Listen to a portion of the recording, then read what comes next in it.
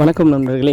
இன்றைக்கி என்ன வீடியோ பார்க்க போகிறோம்னு பார்த்தீங்கன்னா, நம்ம ஆட்டோ என்ஜின் வந்து ரொம்ப நாள் வரணும், வேலை வைக்காமல் வரணும்னா ஒரு சில விஷயத்த பண்ணலாம். அதில் வந்து எது பண்ணணும் அப்படின்றத பற்றி இன்றைக்கி பார்க்கலாம். அதுக்கு நம்ம சேனலை சப்ஸ்கிரைப் பண்ணாதுங்க, சப்ஸ்கிரைப் பண்ணிங்க. நம்ம சேனல் பார்த்திங்கன்னா ஃபுல்லாக ஆட்டோ சம்மந்தப்பட்ட வீடியோ தான் அப்லோட் பண்ணிட்டுருக்கோம். அதனால் கண்டிப்பாக சப்ஸ்கிரைப் பண்ணுங்கள். எனக்கு தெரிஞ்ச ஒரு 5-6 விஷயத்தை நான் சொல்கிறேன். இந்த விஷயத்தை செக் பண்ணுங்கள். கண்டிப்பாக நீங்கள் இதை ஃபாலோ பண்ணிங்கன்னா உங்கள் என்ஜின் எந்த பிரச்சனையும் இல்லாமல் இருக்கும். ஃபஸ்ட்டு விஷயம் பார்த்திங்கன்னா என்ஜின் ஆயில். உடனே நிறைய நண்பர்கள் கமெண்ட் பண்ணுறாங்க, இதுதான் எனக்கு தெரியுமே அப்படின்னு சொல்லிட்டு. ஏன்னா ஒரு சில நண்பர்கள் என்ன பண்ணுறாங்கன்னா, இன்ஜின் ஆயிலை வந்து கொஞ்சம் ரொம்ப அதிகமாக ஓட்டுறாங்க. அந்தமாரி ஓட்டுறதுனால என்ன ஆகுனா, உள்ளே வந்து அந்த இன்ஜினோட அந்த பிசு தன்மை வந்து விஸ்காசிட்டின்னு சொல்லுவாங்க, அந்த இது வந்து அந்த தன்மை இழந்துடும். இழந்தோடனே என்ன ஆகுனா, உள்ளே வந்து அந்த இரும்பு 2 மெட்டல் உரசுறப்போ வந்து அந்த ஆயில் உள்ளே போகும்போது தேய்மானம் கம்மியாக இருக்கும். உங்களுக்கு ஆயில் வீணாக போயிடுச்சுன்னா என்ன ஆகுனா, அந்த தேய்மானம் அதிகமாகி இன்ஜின் வேலை வைக்க ஆரம்பிச்சிடும். அதனால் கரெக்டாக நீங்கள் அந்த கிலோமீட்டர் ஓடுனாலும் சரி, மாதம் முன்னாடியே வந்தாலும் சரி, எது ஃபஸ்ட்டு வருதோ அந்த டைமுக்கு நீங்கள் மாற்றிக்கிங்க. நான் பார்த்திங்கன்னா என்னோடய ஆட்டோவில் ஒரு 4000-4500 கிலோமீட்டரில் நான் ஆயில் சேஞ்ச் பண்ணிவிடுவேன். என்னோடய ஆட்டோ பார்த்திங்கன்னா ஒரு 85,000 கிலோமீட்டருக்கு மேலே நான் ஓட்டிகிட்ருக்கேன். இது வரைக்கும் எந்த பிரச்சனையுமே இல்லை. நான் இன்ஜினில் ஒரு வேலையுமே நான் கை வைக்கலை. அப்புறம் பார்த்திங்கன்னா இன்ஜின் ஆயிலோட அளவு வந்து கரெக்டாக வச்சுக்கணும்.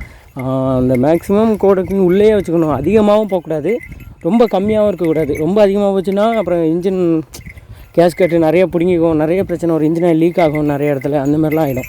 அதனால் மேக்ஸிமம் வைக்காமல் ரொம்ப கம்மியாக வைக்காமல் கரெக்டான அளவில் வைக்கணும். அடுத்த விஷயம் என்னென்னு பார்த்தீங்கன்னா, இப்போ வந்து உங்கள் இன்ஜினில் வந்து ஏதாவது சின்ன பிரச்சனை வருது, எங்கேயாவது ஒரு இடத்துல ஆயில் லீக் ஆகுது அப்படின்னா வந்து அதை உடனே சரி பண்ணிவிடுங்க. அப்படியே ஆயில் லீக் ஆக விட்டு என்ன பண்ண அப்படியே விட்டிங்கன்னா ரொம்ப பிரச்சனை வந்துடும். அப்புறம் ஏன்னு கேட்டிங்கன்னா, இப்போ இன்ஜின் ஆயில் வந்து நமக்கு தெரியாது, நமக்கு லேசாக கசிகிற மாதிரி தான் இருக்கும்னு நினச்சிக்கிட்டு இருப்போம், ஆனால் ரொம்ப கீழே ஊற்றிருக்கும். அதனால் வந்து பார்த்திங்கன்னா இன்ஜின் ஆயில் வந்து லீக் ஆகாமல் பார்த்துக்கணும்.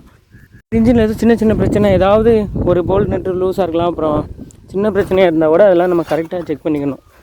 அடுத்த விஷயம் பார்த்திங்கன்னா ராக்கராம்னா என்னென்னு பார்த்திங்கன்னா, இன்ஜினில் வந்து இந்த டைமிங் வைப்பாங்க மேலே, அதாவது இன்ஜின் ஹெட்டில் வைப்பாங்க. அந்த சில பெட்ரோல் ஆட்டோலாம் பார்த்திங்கன்னா டைமிங் செயின் வரும். இந்த டைமிங் செயினையும் வந்து பார்த்திங்கன்னா கரெக்டாக மெயின்டைன் பண்ணணும். இந்த ராக்ராம் வந்து நீங்கள் கரெக்டாக அட்ஜஸ்ட் பண்ணி அதுமாரி ஆட்டோ ஓட்டும் போதும் பார்த்திங்கன்னா கரெக்டான கியர் ஷிஃப்டிங்கில் கரெக்டாக ஓட்டணும். அதுதான் அடுத்த பாயிண்ட்டாக சொல்ல வந்தேன். கரெக்டான கியரில் ஃபஸ்ட்டு கியரில் எத்தனை கிலோமீட்டர் தான் போய் மாற்றணுன்னா அப்படி மாற்றுங்க. சில நண்பர்கள் என்ன பண்ணுவாங்கன்னு பார்த்திங்கன்னா, ஒரு ஸ்பீட் பிரேக்கர் வருதுன்னு வைங்களேன், அதில் வந்து செகண்ட் கியர் மாற்றிட்டிங்கன்னா உங்களுக்கு வெட்டாது, வண்டி கடன்னு இழுக்காது. தேர்டு கியர் 4th கியர்லாம் சில டைம் அந்த கிளர்ச்சை விடாமல் இது பண்ணிட்டு போவாங்க. அந்தமாதிரி ஓட்டினீங்கன்னா கண்டிப்பாக கிளர்ச் பிளேட்டும் ரொம்ப தேய்மானம் ஆகிடும், வண்டியோட லைஃபும் இன்ஜினோட லைஃபும் ரொம்ப கம்மியாகிடும். அந்த டைம் தான் பார்த்திங்கன்னா அந்த ராக்ராம் டைமிங் செயினில் வந்து அடி வாங்கும்.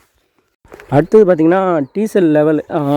இப்போ வர BS6லலாம் பார்த்திங்கன்னா டீசல் லெவல் வந்து வண்டியிலே ஒரு 2-3 லிட்டர் வந்து கண்டிப்பாக வச்சுக்கணும்னு சொல்லியிருக்காங்க.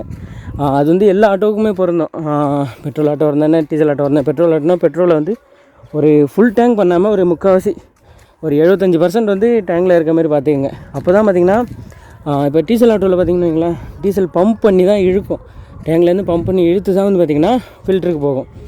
அந்தமாரி போகும்போது ஏர் இதாகிடுச்சின்னு வைங்களேன், சாரி அப்படின்னா பெட்ரோலோ டீசலோ இல்லாமல் இதாச்சுன்னா என்னென்னு பார்த்திங்கன்னா, அந்த உள்ளே இருக்க பம்பு வந்து சீக்கிரமாக காலி ஆகிடும். ஏன்னா பம்புக்கு வந்து ஆயிலெலாம் தனியாக லூப்ரிகேஷன் கிடையாது, நம்ம ஊற்றுற டீசல் பெட்ரோல் தான் வந்து பார்த்திங்கன்னா அதுக்கு லூப்ரிகேஷனே.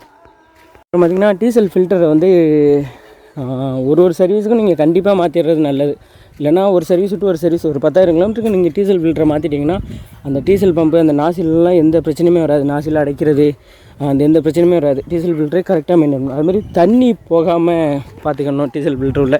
இப்போ BS6 ஆட்டோலாம் பார்த்திங்கன்னா அந்த டீசல் ஃபில்டர் கீழே ஒரு சென்சார் வச்சு நம்மளோட டேஷ்போர்ட்லேயே வந்து பார்த்திங்கன்னா அது இண்டிகேஷன் காட்டும், அந்த மாதிரி உங்கள் டீசல் ஃபில்டர் டீசலில் வந்து தண்ணி இருக்குது அப்படின்ட்டு காட்டும். அப்போ நம்ம ஈஸியாக கண்டுபிடிச்சிக்கலாம். அடுத்தது பார்த்திங்கன்னா இதுவும் முக்கியமான விஷயம், நம்ம ஆயில் மட்டும் 4000 கிலோமீட்டரில் சேஞ்ச் பண்ணாமல் ஆயில் ஃபில்டரையும் ஒவ்வொரு சர்வீஸுக்குமே நீங்கள் வந்து ஆயில் ஃபில்டரை கண்டிப்பாக சேஞ்ச் பண்ணணும். இந்த டைம் மாற்றிட்டோம் அடுத்த வாட்டி மாற்ற வேண்டாம் அப்படி மட்டும் நினைக்கக்கூடாது. எப்போப்பெல்லாம் ஆயில் சேஞ்ச் பண்ணுறீங்களோ அப்போப்பெல்லாம் ஆயில் ஃபில்டரையும் கண்டிப்பாக மாற்றி ஆகணும். ஏன்னா அப்போ தான் வந்து பார்த்திங்கன்னா ஆயில் வந்து சீக்கிரமாக வீணாக போகாமல் இருக்கும். ஆயில் ஃபில்ட்ரு ஒழுங்காக பார்த்துக்கும், இந்த உள்ளே இருக்க அழுக்கு இதெல்லாம் வந்து ஃபில்ட்ரு பண்ணிக்கும். அப்புறம் பார்த்திங்கன்னா இன்னொரு முக்கியமான விஷயம், இந்த ஃபியூஸு. ஆட்டோவில் வந்து பார்த்திங்கன்னா ஃபியூஸ் வந்து ரொம்ப மெயினாக இருக்கும். ஃபியூஸ் எதுக்காக கொடுத்துருக்காங்கன்னு பார்த்திங்கன்னா, நம்மளோட ஆட்டோ ஒயரிங்கில் வந்து ஏதாவது சின்ன ஷார்ட் சர்க்யூட் ஆனால் கூட என்ன ஆகுனா அந்த ஃபியூஸ் வந்து ஹீட் ஆகி மெல்ட் ஆகி ஃபியூஸ் போயிடும்.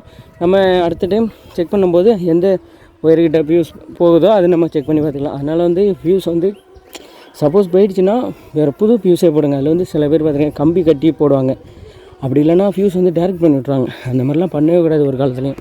ஃபியூஸ் வந்து கரெக்டான ஃபியூஸை வந்து கம்பி கட்டாமல் புது ஃபியூஸே வாங்கி போடணும். கரெக்டாக அந்த நம்பருக்கு ஏற்ற மாதிரி கரெக்டாக போடணும். 10ஆம் நம்பர் ஃபியூஸ் போட்டிருக்காங்கன்னா அந்த 10ஆம் நம்பர் தான் போடணும். அது கம்மியாகவும் போடக்கூடாது, அதிகமாகவும் போடக்கூடாது. நீங்கள் சப்போஸ் கம்மியான ஃபியூஸ் போட்டிங்கன்னா தாங்காது, அந்த ஃபியூஸ் வந்து மெல்ட் ஆகிடும்.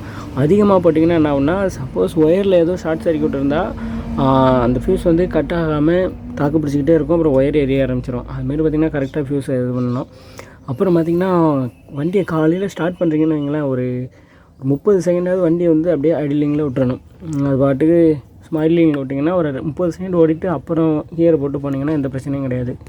எதுக்காக சொல்கிறேன்னா, இன்ஜின் வந்து ஆட்டோனா நம்ம முதல் நாள் நைட்டு ஆஃப் பண்ணி போட்டு காலையில் திருப்பி ஸ்டார்ட் பண்ணும்போது என்னன்னா, அந்த இன்ஜினை எல்லாம் கீழே அடியோட கீழே அடியில் வந்து தேங்கியிருக்கும். அது மேலே போகிறதுக்கு கொஞ்சம் லேட்டாகும். ஆயில் பம்ப்லேருந்து லோட் ஆகி தான் போகணும். அதனால ஒரு 30 செகண்ட் இது பண்ணிங்கன்னா மற்ற எல்லா வேர்ட்ஸுக்குமே ஆயில் போயிடும். அப்புறம் பிரச்சனை இல்லை, அப்புறம் நார்மலாக ஓட்டிகிட்டு இருக்கலாம்.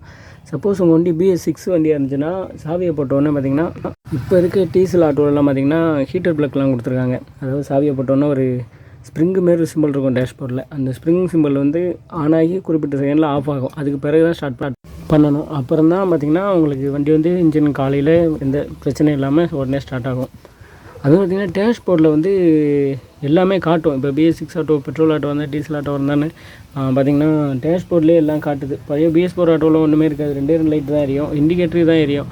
அதெல்லாம் நார்மலாக உள்ளது தான். ஆனால் BS6ல் அப்படி கிடையாது. ஏகப்பட்ட சென்சார், ஒவ்வொரு சென்சாருக்குமே ஒவ்வொரு இது கொடுத்துருக்காங்க. அதனால் பார்த்திங்கன்னா கண்டிப்பாக எந்த பிரச்சனையும் இல்லை. அந்த டேஷ்போர்டில் காட்டுறத வச்சே நம்ம வண்டி பிரச்சனையாக இருக்கா இல்லையான்னு கண்டுபிடிச்சிடலாம். டேஷ்போர்டில் எதுவும் லைட் இருந்துச்சுன்னா உடனே பார்த்துக்கணும். அப்புறம் பார்த்திங்கன்னா BS6 ஆட்டோவில் பார்த்திங்கன்னா அந்த ரேடியேட்டர் ஃபேன்லாம் கொடுத்துருக்காங்க. அந்த ரேடியேட்டர் ஃபேன் வந்து பார்த்திங்கன்னா ஓடுதா ஓடலையான்னு அதையும் செக் பண்ணிங்க. அது சப்போஸ் ஓடலைன்னா அது வந்து பார்த்திங்கன்னா ஆட்டோமேட்டிக் ஃபேன் தான். நம்ம இன்ஜினோட டெம்பரேச்சர் குறிப்பிட்டது இது பண்ணோடனே அந்த ஃபேன் வந்து ரன் ஆக ஆரம்பிச்சிடும். அந்த டைமில் வந்து ஃபேன் ஓடலைன்னா இன்ஜின் கூலிங் ஆகாது, பெரும் பிரச்சனையாகும். BS4 நம்ம நார்மலாக வச்சுருக்க ஆட்டோலாம் பார்த்திங்கன்னா ஏர் கூலிங் தான். அதனால் அதை பார்க்க வேண்டியதில்லை. அப்புறம் கூலண்ட் ஆயிலையும் பார்த்திங்கன்னா கரெக்டாக மெயின்டைன் பண்ணணும். கரெக்டான கிலோமீட்டரில் அதை சேஞ்ச் பண்ணணும். அப்படியே வச்சு ஓட்டக்கூடாது. அதுமாரி டாப் அப் பண்ணும்போது தண்ணி வந்து நார்மல் உப்பு தண்ணி, வீட்டு தண்ணியெலாம் யூஸ் பண்ணாமல் இந்த பியூரிஃபை வாட்டர் இருக்குல்ல, கடையில் வாங்கி குடிப்போம்ல தண்ணி, அந்த தண்ணியை ஊற்றுனீங்கன்னா துரு பிடிக்காது. உள்ளுக்குள்ளே வண்டி இன்ஜின் லைஃப் ரொம்ப நாள் இருக்கும். இன்ஜின் கூலிங் ஒழுங்காக இருந்தாலே ஒழுங்காக இருக்கும்.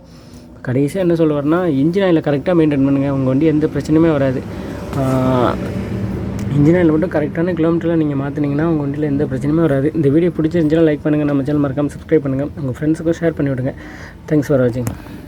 அப்புறம் இன்னொரு விஷயம் சொல்ல மறந்துட்டேன். உங்களோட வண்டி டயர் ப்ரெஷரை வந்து கரெக்டாக மெயின்டைன் பண்ணுங்கள்.